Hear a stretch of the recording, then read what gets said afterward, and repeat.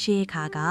ရွာတရွာတွင်ရိုးသားဖြောင့်မတ်ပြီးအလွန်ဆင်းရဲသောရွာသားတစ်ယောက်ရှိလေသည်သူသည်ရွာကလေး၌ရာအလုတ်ကိုစူးစမ်းပြီးလုပ်ပါတော့လေရွာကလေးသည်ဆင်းရဲသောရွာငယ်ဖြစ်သည့်အတွက်သူ၏တကိုယ်ရေးတကာယာစားဝတ်နေရေးမှာမဖူလုံပဲရှိလေသည်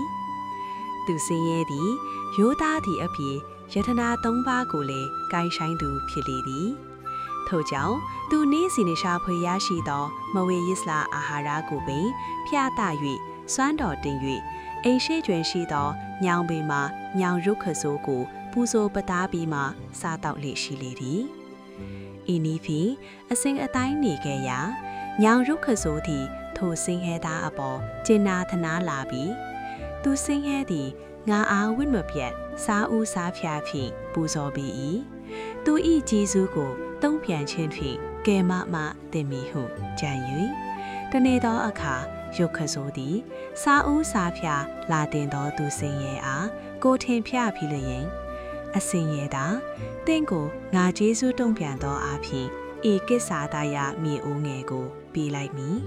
ထိုအိုးငယ်တွင်မှတင်အလိုရှိသောအရာကိုနိုင်ယူသုံးဆွဲကချမ်းသာစွာနေလီလောဟုဆိုပြီးဆင်းရဲသားအားအိုးကိုပေးပြီးတော့ဖျောက်ကွယ်သွားလေ၏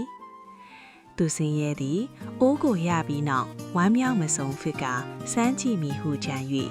အိုးထဲမှအလွန်အရာသာရှိသောမှုများလိုသည်ဟုဆိုပြီးအိုးထဲသို့နိုင်လာရာနတ်တူတာကဲ့သို့အလွန်အရာသာရှိလာသောမုံများကိုစားပြီးနောက်ထမှန်စမ်းတာလိုသေးသည်နှင့်အိုးထဲမှယတနာရွှေငွေကြောက်တန်ပဒတ်များကိုလိုသည်ဟုပြောကာအိုးထဲသို့နိုင်လိုက်ပြန်သည်ထိုအခါတွင်သူတောင်းတသည့်အတိုင်းယတနာများရရှိပြန်လေသည်ဤတွင်သူစီးရသည်ဝမ်းသာအားရရှိလာပြီးငါကတက်ထက်စားမကုံတောက်မကုံအဖိုးတန်းလာသောနတ်အိုးကိုရလေသည်